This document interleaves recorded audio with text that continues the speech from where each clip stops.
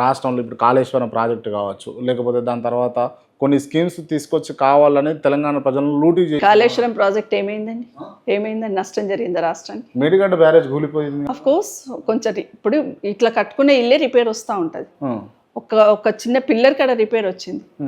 నిజంగా ప్రజల మీద ఈ రాష్ట్రం మీద అభిమానం ఉండి రైతులకు ఇబ్బంది కావద్దు, ప్రాజెక్ట్ నష్టం కావద్దు, డబ్బులు నష్టపోవద్దు, రాష్ట్ర ప్రజల డబ్బులే అనుకున్నప్పుడు ఆ చిన్న రిపేర్ చేయడానికి ఎంతసేపు పడుతుంది? ఎందుకు రిపేర్ చేయట్లేదు? అంటే వాంటెడ్గా అది కూలిపోవాలని కోరుకుంటుంది ఈ ప్రభుత్వం. వాంటెడ్గా ఏదో ఒక రకంగా కాళేశ్వరం కాదు కూలేశ్వరం అని చెప్పేసి అంటున్నారు కదా ముఖ్యం మంత్రి స్థాయిలో ఉన్నటువంటి వ్యక్తులు. ఇట్లా మాట్లాడకూడదు అంటాను నేను. ఏమంటానంటే మీరు ప్రభుత్వంలో ఉన్నారు కదా, చిన్నటి మిస్టేక్ ఏదైనా జరిగింది అనుకోండి, దాన్ని రిపేర్ చేయాలనుకున్నారు అనుకోండి, మీ బాధ్యత కదా దాన్ని రిపేర్ చేయించడం. దానివల్ల ప్రజలకు మేలు జరగట్లేదా? ఈరోజు మీరు మూసీ రివర్లోకి మల్లన్న సాగర్కి వెళ్ళి నీళ్ళు తెస్తాం అంటున్నారు. మరి అది ఎక్కడిదండి? కాళేశ్వరం ప్రాజెక్టులో భాగం కదా మీరు తీసుకొస్తామన్నది. ఎట్టి పరిస్థితులలో కేసీఆర్ గారిని బ్లేమ్ చేయాలనే ప్రయత్నం, కానీ దాని వెనకాల ప్రజలకు నష్టం జరుగుతుందన్న ఆలోచన ప్రభుత్వం చేయట్లేదు. కాళేశ్వరం ప్రాజెక్టు 1,00,00,000 కోట్లు అంటున్నారు. 1,00,00,000 కోట్లు కేసీఆర్ గారు తినేస్తే మరి ప్రాజెక్ట్ ఎట్లా కట్టిండండి? ఇవన్నీ ఎట్లా కట్టారు? కాళేశ్వరం ప్రాజెక్ట్ అంటే ఒక పిల్లర్ పెట్టి అది వదిలేసినట్ట కాదు కదా. మరి మాట్లాడుతున్నప్పుడు దాంట్లో కొంత నిజాయితీ కనిపించాలి. ఆ మాటల్లో కొంత నిజాయితీ ఉంటే కనీసం వాళ్ళు మాట్లాడింది యాక్సెప్ట్ చేస్తారు ఎవరైనా.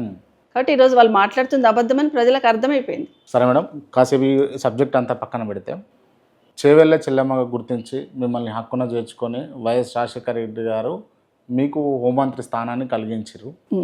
ఏం చెప్తారు? వైఎస్ రాజశేఖర రెడ్డి గారు మరణాంతరం మీకేమనిపించింది?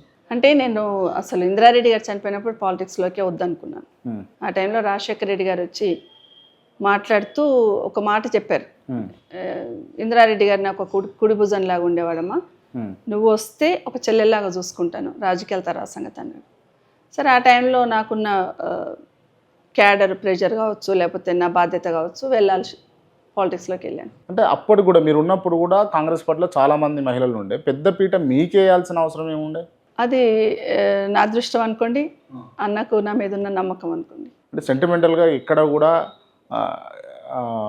చూడరు, రారు, పట్టించుకోరు. అటువంటిది మీకు నిజంగానే పిలిచి పెద్దపీట వేసి ఎటువంటి పాదయాత్రలు కూడా మీరు కూడా కొన్ని సందర్భాల్లో చెప్పారు, పాదయాత్రలు చేసే క్రమంలో కూడా చేవెళ్ళ నుంచే మొదలు పెడదాం అన్నట్టుగా మాట్లాడిండు అని చెప్పేసి.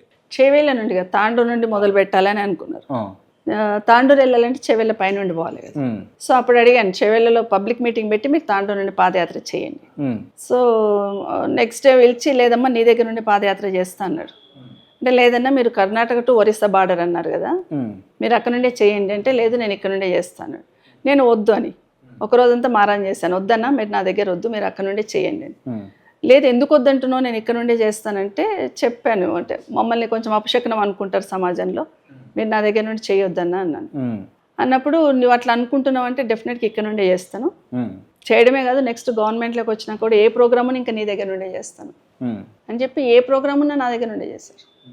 తర్వాత గవర్నమెంట్లోకి వచ్చినాక కూడా ఏ ప్రోగ్రామ్ ఉన్నా నా దగ్గర నుండే చేశారు. లాస్ట్ రచ్చబండ మాత్రం తిరుపతిలో పెట్టుకున్నారు. ఇప్పటికీ నాకు అనిపిస్తూ ఉంటుంది, అది కూడా నా దగ్గర పెట్టుకుంటే బ్రతికి ఉండేవాడేమో రాజశేఖర రెడ్డి గారు. బాగా అనిపిస్తుందా మేడం ఇక లేడు రాజశేఖర రెడ్డి గారు అన్నప్పుడు? అనిపిస్తుంది. నాకు ఒక 1 year పట్టింది కోలుకోవడానికి. ఇప్పుడు అంటే ఇప్పుడు వైఎస్ జగన్మోహన్ రెడ్డి గారితో ఏమన్నా ర్యాపో ఉందా మీకు? లేదు. మాట్లాడతారా ఏమన్నా? లేదు. విజయమ్మ గారు కలిసినప్పుడు మాట్లాడతారు ఇక్కడ, అంతవరకే. ఇంకా ఫ్యామిలీ తోటి వైఎస్ రాజశేఖర రెడ్డి గారు మరణాంతరం అప్పుడు రాజశేఖర రెడ్డి అన్న ఎంతసేపు అంతవరకే ఉండేవాళ్ళం, రాజశేఖర రెడ్డి అన్న వరకే ఉండేవాళ్ళం.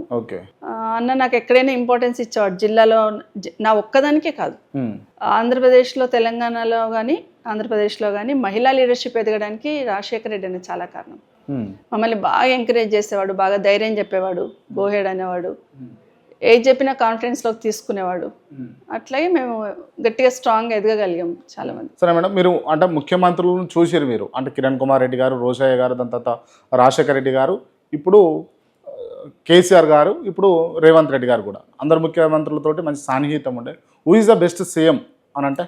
అట్లా అని లేవు, ఎవరి పరిధిలో వాళ్ళు చేస్తారు, ఎవరి పరిధిలో వాళ్ళు చేస్తారండి. అంటే మీకు బెస్ట్ అనిపించిన సీఎం ఎవరు? అందరూ ఒక్కొక్క దాంట్లో ఒక్కొక్క రకంగా బెస్ట్ ఉంటారండి. బట్ ఏ ముఖ్యమంత్రి అయినా జనాల కోసమే పనిచేశారు. అట్లా నేను ఇచ్చేయడం కష్టం. అంటే మీకు ఎవరితో వర్క్ చేసినప్పుడు తృప్తిగా అనిపించింది? అందరితో చేశానండి. ఎందుకని అంటే రాజశేఖర రెడ్డి అన్న నన్ను కొంచెం ఎక్కువ ఓన్ చేసుకున్నారు, సొంత చెల్లెల్లాగానే నన్ను చాలా ఓన్ చేసుకున్నారు. ఉమ్, ఎక్కడున్నా కూడా ఏ చిన్న ఇబ్బంది ఉన్నా కూడా నేను ఉన్నాను ఒక భరోసా ఇచ్చేవాడు. ఉమ్.